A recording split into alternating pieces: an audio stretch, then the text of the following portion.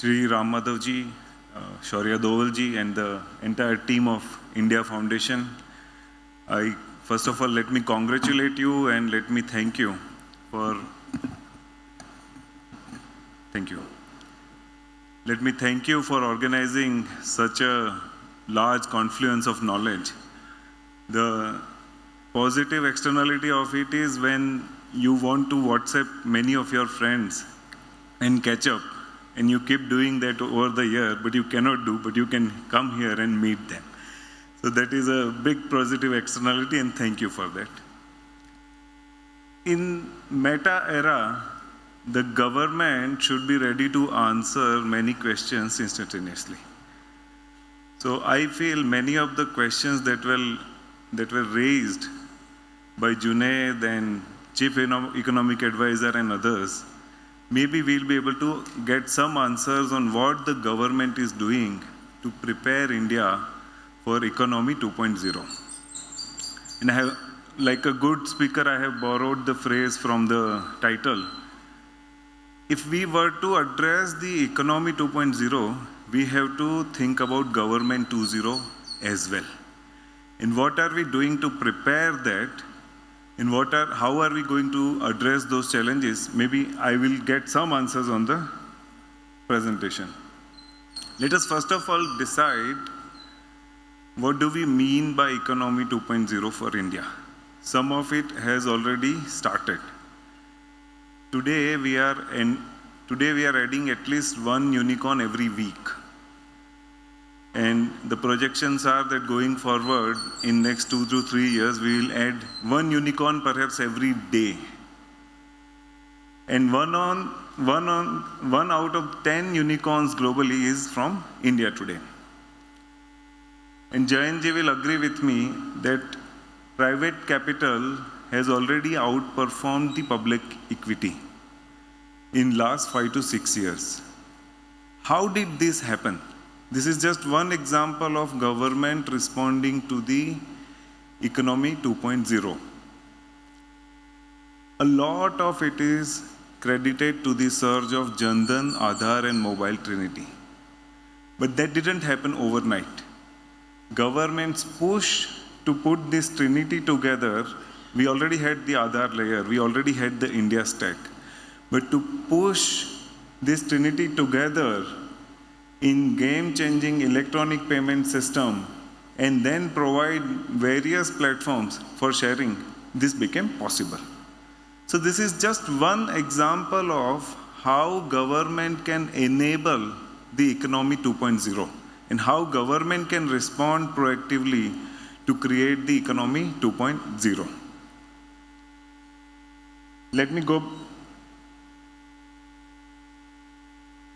Let me first now define Economy 2.0. What do we mean by Economy 2.0 and what will growth look like in Economy 2.0? On this chart, you can see that India's GDP, per capita GDP as percentage of world GDP was somewhere around 18 to 20% in 1960s. And then the surge started going down. And since last 5 years, what we are seeing is we are able to match those levels. Perhaps we haven't matched them, but maybe in next 4 or 5 years, we will be able to match them. What does it mean? If we look at an example from a similar country, exactly we were at the same level in 1960s, and the surge happened, but somewhere around 2000, 1990s, it had exponential growth. This was another example of an Economy 2.0 kind of a condition where a country was responding to it with answers that we are trying to answer today or the answers that we have created today. This is just another representation of how we compare India and China in terms of the growth figures. So we have defined what Economy 2.0 mean and what Government 2.0 mean. The vision of Economy 2.0 is not possible without Government 2.0, and I'll tell you how. What do we mean by government? When you and I, we travel by train, a ticket collector is as good as railway minister for us. When we go to the State Bank of India, the clerk at the window is the finance minister for us. Whatever happens on that day in that bank with us, we are going to blame it to the finance ministry. We are not going to blame it to that individual. So when state delivers its services, it delivers it through people like me. Right now, I am delivering a service as civil servant for the government. There are 3 million such civil servants only in government of India. If I look at the numbers from states, there are 22 million civil servants who deliver services for the government. And what Junaid mentioned and what Chief Economic Advisor mentioned, the state capacity, Rajya ki Kshamta, these 2 crore people are the state's capacity who deliver anything. And you can see at the top, who do deliberations like us and who decide policies and who design policies, they are very small numbers. They are only 3.5% civil servants who work at that level. A bulk of it, 27 million for central government and another, say maybe 95% of 22 million for state governments are at the level which is closest to the people or citizens. And as you know, almost all policies of this government are driven by the principle of Antyodaya, that how the benefits of this policy will reach to the citizen. And I mean both citizens, normal citizen and a corporate citizen. How will the benefits reach to them? For a corporate citizen, ease of doing business, does it bring more money? Does it bring more business? Does it bring more investment? And for a normal citizen, does it bring ease of living business? Does it improve the human development standard indicators for them? And when we have a government with such policies, how can we ignore the 95% of the service delivery or the state capacity which delivers on it? And focused on these 2 set of civil servants, the government has last year announced a national program called National Program for Civil Service Capacity Building, codenamed as Mission Karma Yogi.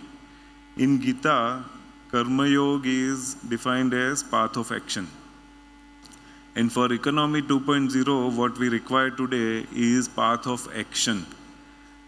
When we go to a government office today, or even when some of you were even younger and going to go to the government offices, the usual answer which we all hated was, "Ye nahi ho sakta hai."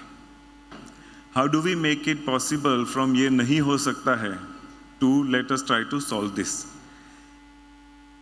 The commission has been designed as a overall program where it reports to the Prime Minister's HR Council, and there is a policy body which I represent, the Capacity Building Commission.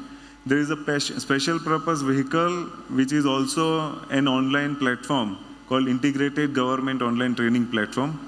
But I will not go into the details of the commission, but what the commission does and how will it help in achieving the goal of Economy 2.0. See, when we look at the civil servant or a person who is delivering our service, usually they are bound by rules. When you have your conversation with a civil servant, they will quote you a rule, that under this rule, this is possible, or under this rule, this is not possible. But nobody talks about their role, that my role is to make sure that your child receives education. My role is to make sure that your container from Dhaka reaches Chandigarh in 20 days and not 60 days. How do we shift this thinking in the service delivery from rule-based to role-based is one of the basic principles, is one of the tenets of the commission on which we are working. Second, as I already mentioned, that much of the state capacity is not what we discuss and is not what designs the policies. Much of it is what delivers the policies. So how do we make sure that their engagement with their customer and citizen is as good as their engagement with otherwise? And that is where behavioral competencies and mindset, what the Honorable Prime Minister mentions in every speech, is it is not the mind, it is the mindset that matters. And that is what we are trying to deliver through targeted behavioral modules. And how do we bring that attitudinal change in the civil services? Third and fourth are the most important aspects on which we are discussing Economy 2.0 today. We have officially entered the age of artificial intelligence. Today, when I receive an email from someone, my email app suggests me 3 options as response: approved, let us discuss this, or not approved. Because my app knows that this email is seeking some approval from me. Earlier, we used to operate machines and give command to machine to do something for us. Today, machines are commanding us whether you want to watch the next video on YouTube or whether you want to watch next movie from the same genre on Netflix. So how do we prepare our government also? And in the age of artificial intelligence, almost every sector and almost every government function is going to be affected by emerging technologies. For example, when we start discussion on, say, agriculture insurance in next 5 years, we will not be talking to an agriculture economist from the ADB. We will be talking to a drone startup or a GIS mapping agency. That how should we go to farm level with this technology? So every government department is going to be affected by emerging technologies. It will have both the challenges to regulate and the solutions to absorb or adopt. And how do we prepare them so that it enables Economy 2.0's vision? It enables and prepares them for meta era. This is another aspect. And of course, many of us have worked in private sector for many years. And we know that training is a word which we don't bother about because it is taken care. We have to undergo certain trainings compulsory. We have to update ourselves. Yesterday, those who were consulting in, say, ERPs, now they are consulting in some other technology. Yesterday, who were looking at solutions in some other technology, today they are learning the artificial intelligence and related technology. This doesn't happen in government. The civil servant day, the day they had joined and the knowledge they had carried, there is no mechanism to upgrade that. So if I have received an iPhone, how do I prepare them to operate this iPhone and applications on it is nearly non-existent. I will talk about a bit about the training aspect also. And that is why Mission Karma Yogi has several components which will answer to many of the questions that we have raised today. First of all is, as I already mentioned, how do we map an individual's competency so that we can prepare them for thinking from role-based to role-based. Second is, everything is digital, and if you talk to any government employee, all their trainings are in physical form. So training is not, or any knowledge upgradation opportunity is not decided by the content, but by the place. If somebody comes to my office, they will come saying, sir, ये training Andaman में है, ये training Goa में है, और ये training Delhi में है, तो मैं अंडमान वाली जाना चाहता हूँ इस साल. So how do you change that?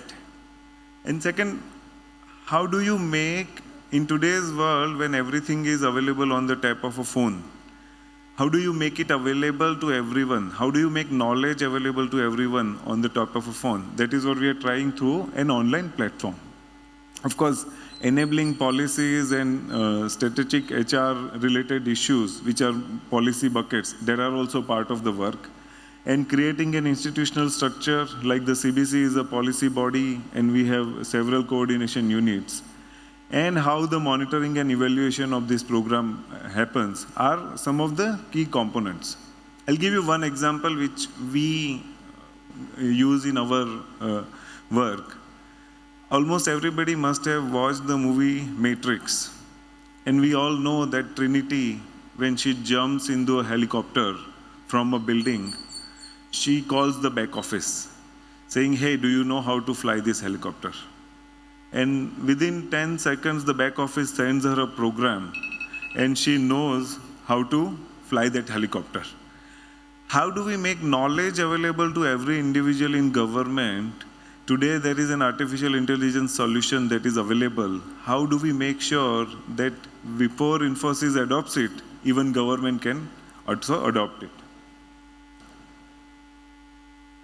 So, to answer the question of preparedness to meta era, or preparedness to age of artificial intelligence, or preparedness for enabling economy 2.0, we are evolving India's capacity building framework, where we are talking about both the supply side and the demand side.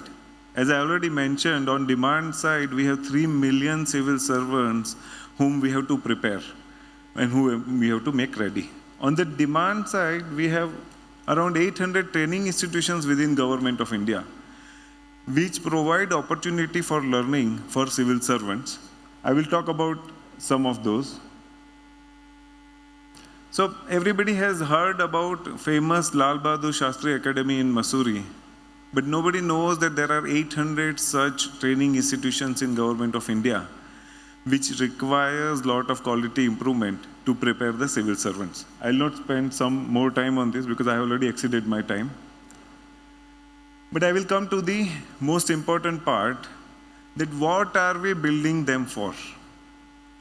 We already defined the economy 2.0. We are taking 3 broad lenses. One is, what national priority are you delivering to as civil servant or as government department? And each department is contributing to 1 or 2 national priorities. For example, Civil Aviation Department has a vision of making 4x increase in traffic to 4x, or creating, say, 50 new airports on public-private partnership in next 5 years. Is the department capable of doing PPP contracts? Is the department capable of understanding and engaging with private sector? These are some of the answers that we ask to the departments, and we ask them to ask themselves. Second, in the important lens we already discussed about, is the citizen centricity. Every government department, when they deliver services to the citizen, are you capable in terms of, is your staff capable with adequate attitude and right behavior to deliver that services, and also with enough functional knowledge? Every time when you go to a government department, there is always a form missing, or there is always a signature missing, or there is always a attachment which is missing. Can we make sure that the functional competencies of government employees also improve? And the third and the most important lens, which we already have discussed, is the technology lens. Each government department should be able to prepare themselves to, one, adopt the solutions thrown by the emerging technology, as well as follow the sectoral roadmap. Today, for example, the Civil Aviation Department of the country will have to soon start thinking about how to land drone taxis. Otherwise, there is no economy 2.0, right? So, are you capable of preparing for that? Are you capable of identifying both the challenges and the opportunities that drone taxi or drone delivery provides to the country? And of course, there are many such examples. For example, what happened when government was prepared on the drone policy? The Drone Shakti has unlocked a $1.8 billion, close to $2 billion industry for our drone startups. And only thing that it required was tweaking with some policies where it is a progressive approach that these are the areas where you cannot fly, everything else is your forte. And these are the areas where you have to inform government, everything else is available to you, go and tinker. Another example is the space frontier. India is one of the cheapest country to do anything in space technology, whether it to fly a rocket, whether it to land a payload on some other planet. But our space sector was not open for our private sector. Today, with the unbundling of space sector, in few years, India is going to unlock a $1 trillion industry for our startups, for Indian startups. So these are some of the examples when government is ready and government is prepared, and what heavy word Junaid used and others used, the state capacity. It simply means that the people who are working in government to deliver the government program are ready with right knowledge, right skill, and right attitude. And this is the last slide where, as I already mentioned, 95% of the government employees are citizen facing, and they are not planning for economy 2.0. They are only delivering the economy 2.0 to the citizen. So their training and their behavioral shift and their mindset change matters the most.